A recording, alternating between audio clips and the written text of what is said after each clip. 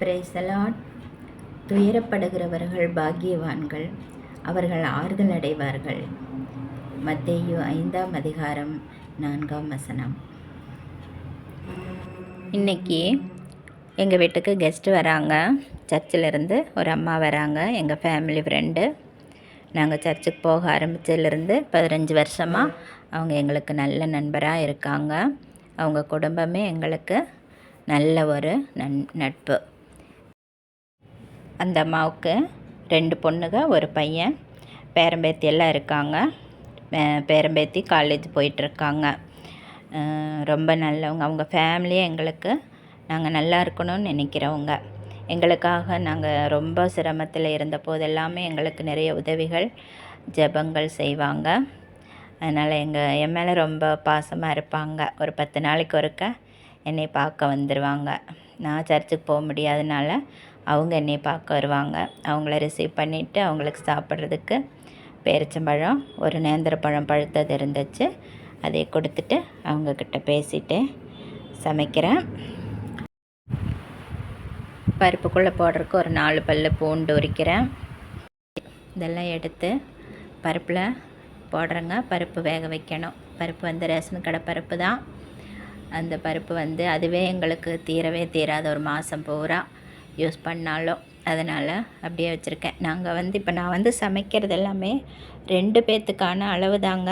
நீங்கள் உங்கள் வீட்டில் எவ்வளோ பேரோ அவ்வளோ பேர்த்துக்கு தகுந்த மாதிரி பொருள் எடுத்துக்காங்க. அதனால் என்ன இந்த அம்மா இப்படி எடுக்கிறாங்கன்னு பார்க்காதீங்க. பூண்டு, வெங்காயம், தக்காளி, கொஞ்சம் ஜீரகம், கொஞ்சம் மஞ்சத்தூள் எல்லாம் போட்டு குக்கரில் வைக்கிறேங்க. இப்போது குக்கர் மூடி வச்சுட்டு இதுக்கு கொஞ்சம் மசாலா ஆட்டணும். என்னெல்லாம் போட்டிருக்கேன் அப்படின்னு சொன்னால், கொஞ்சம் தேங்காய், அதில் கூட கொஞ்சம் கருவேப்பிலை தாளிக்கிறதுலலாம் கீரையை சமைக்கிறனால போட மாட்டேன், ஆட்டுறதில் போடுறேங்க. அதை பார்த்துக்கங்க. தேங்காய், கொஞ்சம் ஜீரகம் பருப்பும் கூடவே போட்டிருக்கேன், இதுலேயும் கொஞ்சம் போடுறேன். கருவேப்பிலை, 1 ஸ்பூன் மிளகாப்பொடி போடுறேங்க காரத்துக்கு. மல்லித்தூள் போடலாம், போடாமல் விட்டுட்டேன் நான். போடலைனாலும் நல்லாயிருக்கும், ஒன்றும் பிரச்சனை இல்லை. கசகசன்னு நிறையா போடுறது எனக்கு பிடிக்கிறதில்ல, அந்த டேஸ்ட்டே எனக்கு பிடிக்கிறதில்ல. இப்படி சிம்பிளாக பண்ணால் சூப்பராக வருங்க, நல்லா இருக்கும். இப்போது ஆட்டிட்டு வந்தாச்சு. கடைசியில் கொஞ்சம் வெங்காயம் இருக்குது, அரிஞ்சு வச்சுருக்கேன். அதை 1 செகண்டு ஓட்டி எடுத்துகிட்டு பருப்பில் கலக்கிறதாங்க. இந்த மாதிரி செய்தால் இந்த கீரை பருப்பு குழம்பு நல்லாயிருக்கும். கடையவே வேண்டியதில்லை. கூட்டு மாதிரியும் கெட்டியாகவும் இருக்காது, குழம்பு மாதிரி தான் இருக்கும், நல்லா இருக்கும் சாப்பாட்டில் ஊற்றி சாப்பிட. அடுத்தது பொரியலுக்காக உருளைக்கிழங்கு, அந்த பொடி உருளைக்கிழங்குல மீதி இருந்துச்சு, அதில் இப்போ நான் நைஸாக அரிஞ்சு பொரியல் பண்ண போகிறேன். அது பொரியலும் இல்லை, வறுவலும் இல்லை, சிப்ஸும் இல்லை. அது சாப்பாட்டை தொட்டுக்கறக்கு செய்கிறேன். அதுக்கும் நீங்களே ஒரு பேர் சொல்லுங்கள். இப்போது பருப்பு நல்லா கொஞ்சம் வெந்துருச்சு, ஆனால் அது அப்படியே கொஞ்சம் கிளறி விட்டு அந்த தக்காளி பீஸு, வெங்காய பீஸ் எல்லாம் அப்படியே கரையும். ஒரு கிளறி விட்டு அடுப்பில் வச்சுட்டு இந்த மசாலா, அரைச்சி வச்சுருந்த மசாலா ஊற்றுறேங்க. இப்போது அரிஞ்சு வச்சுருக்கிற வெங்காயம் கடைசியில் போட்டு ஒரு 1க்கு 2 ஆட்டி தான் ஊற்றிருக்கேன். அது ரொம்ப நைஸாக வெங்காயம் ஆடக்கூடாது. இப்போ தேவையான அளவுக்கு உப்பு போட்டு கலக்கி மூடி வைக்கிறேங்க. நல்லா கொதி வரணும். கொதி வந்ததுக்கப்புறம் கீரை போடணும். அதனால் கொதி வரக்காக வெயிட்டிங்கில் இருக்கேன். இப்போ அம்மாவை பற்றி சொல்கிறேன். அவங்க சர்ச்சுக்கு நாங்கள் போனதுலேருந்து, நாங்கள் ஒரு 15 வருஷமாக சர்ச்சுக்கு போகிறோம். அப்போ இருந்தே அவங்க நல்லா எனக்கு பழக்கமானாங்க. அவங்க பொண்ணு, அவங்க 2 பொண்ணு, ஒரு பையன் எல்லாம் இருக்காங்க. எங்கள் கூட ஒரு நல்ல நண்பர்களாக இருக்காங்க. நாங்கள் நல்லா இருக்கணும்னு நினைக்கிறவங்கள அவங்களும் ஒரு ஃபேமிலி, ரொம்ப நல்லவங்க. என்னை பார்க்குறதுக்காக எப்படியும் ஒரு 10 நாளைக்கு ஒருக்கா வருவாங்க. நான் எங்கேயும் போகலை அப்படிங்கிறதுக்காக என்னை பார்க்க அவங்க வருவாங்க. இப்போ பருப்பு வந்து மசால் வந்து நல்லா கொதி ஆயிடுச்சு. கொதிக்கிற நேரத்தில் இப்போ கீரையை அரிஞ்சு வச்சுருக்கிற கீரையை போடுறேங்க. அந்த மசால் வாசம் போகிறதுக்காக அந்த குறுக்க சட்டகம் வச்சு கொஞ்சம் கேப் விட்டு மூடி வைக்கிறேன். அந்த ஸ்மெல் போயிடும். போயிடுச்சு. இப்போ நல்லா கொதிச்சிருச்சு.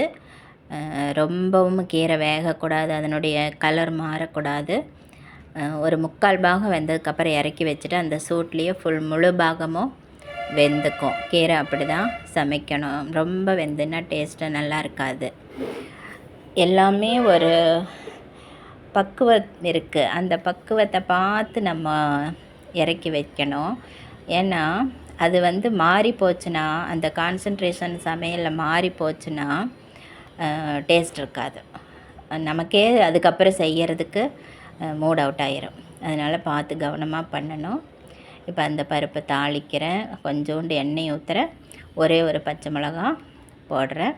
கடுகு போட்டு கருவேப்பிலையெல்லாம் எதுவும் போடலை. கீரைக்கு அதெல்லாம் போட்டால் நல்லா இருக்காது.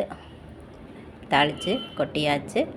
இப்போ அந்த வடைச்சட்டிலேயே உருளைக்கிழங்கு போடுறேன். இப்போ பருப்பு ரெடி ஆகிடுச்சுங்க. பருப்பும் கீரையும் குழம்பு ரெடி ஆகிடுச்சு. அடுத்தது உருளைக்கிழங்கு தாளிக்கிறதுக்காக எண்ணெய் ஊற்றுறேன். எண்ணெய் இது கொஞ்சம் அதிகமாக தான் ஊற்றிருக்கேன். ஊற்றி தான் ஆகணும், அதனால் ஊற்றிட்டேன். கடுகெல்லாம் எதுவும் போடலை. அந்த எண்ணெய் காஞ்சி விட்டு உருளைக்கிழங்கு அப்படியே போடுறேங்க. உருளைக்கிழங்குல தேவையான அளவுக்கு மஞ்சத்தூள், மிளகாப்பொடி, உப்பு வந்து பொடி உப்பும் போடலாம். கல்லுப்பு தான் எனக்கு கை வருது, அதையவே போடுறேன். அது அப்படியே கரைஞ்சிரும். இப்போ வந்து இதுக்கு வந்து தண்ணியெல்லாம் எதுவும் தெளிக்கலை. அது கழுவுன தண்ணியே வரும், அதுலேயே அது வெந்துக்கும். நல்ல மொறுன்னு ஆகிற வரைக்கும் அப்படியே சிம்மில் வைக்கிறேங்க. கொஞ்சம் கருவேப்பிலையும் போட்டு மூடி வச்சா மொறுன்னு ஆகாது. அது மாதிரி ஒரு மாதிரி வதன்னு தான் இருக்கும். அதனால் மூடி வைக்காமல் அப்படியே திறந்து வைக்கிறேன். இப்போது உருளைக்கிழங்கு வறுவல் ரெடி ஆயிடுச்சு. அடுத்தது அம்மாவுக்கு சாப்பிட்றதுக்கு ஸ்பெஷலாக வேறு இன்னும் செய்கிறதுக்கு தெரியல. அவசரத்தில் முட்டை இருந்துச்சு. அவங்களுக்கு முட்டை வேக வச்சு கொடுக்கலான்னு ஒரு 3 முட்டை எடுத்து வேவிக்க போகிறேங்க. முட்டை வேக வைக்கிறது எப்படின்னா, உடையாமல் வேக வைக்கணும். அது வந்து ஏமாந்து போயிடுது, ஒவ்வொரு சமயம் உடஞ்சி போயிடுது வேகும்போதே. அதனால் எனக்கு எங்கள் பாட்டி சொல்லி கொடுத்தது எப்படின்னா, சுடுதண்ணி முதல்ல நல்லா சூடாயிக்கணும் தண்ணி. அதில் கொஞ்சம் கல்லுப்பு போட்டுறணும். நல்லா கொதிக்கிற ஸ்டேஜ் வரும் பொழுது சிம் பண்ணிவிட்டு ஒவ்வொன்றா நம்ம கரண்டியில் இறக்கணுன்னு பாட்டி சொன்னாங்க. அது ஃபாலோ பண்ணிகிட்ருக்கிறேன். அதுக்கப்புறம் உடையறதில்ல. இப்போ உடையாமல் வேக வைக்க பழகிட்டேன். ஒரு 10 நிமிஷம், ஒரு 1/4 மணி நேரம் சிம்மிலேயே வச்சுருந்தேன். அது அப்படியே வெந்துருச்சு. ஓகேங்க, சமையல் ரெடி ஆகிடுச்சு. அம்மாவுக்கும் விளம்பிட்டு எனக்கும் போட்டுட்டு எங்கள் பூனைகளுக்கும் கொடுத்துட்டு சாப்பிட்றோம். நீங்களும் வாங்க மக்களே. இந்த வீடியோ பார்த்தீங்க இல்லையா? இதுக்கு நீங்கள் பேர் கண்டுபிடிச்சிட்டிங்களா? ஒன்றும் இல்லைங்க, கீரையும் பருப்பும் குழம்பு தாங்க, வேறு ஒன்றும் இல்லை. நீங்கள் செஞ்சு பாருங்கள், நல்லா இருக்குதான்னு எனக்கு கமெண்ட்டில் சொல்லுங்கள். ஓகே, ஆசைப்பட்டதை எல்லாம் சாப்பிடுங்க, அளவாக சாப்பிடுங்க. நன்றி, தேங்க்யூ, ஆமேன்.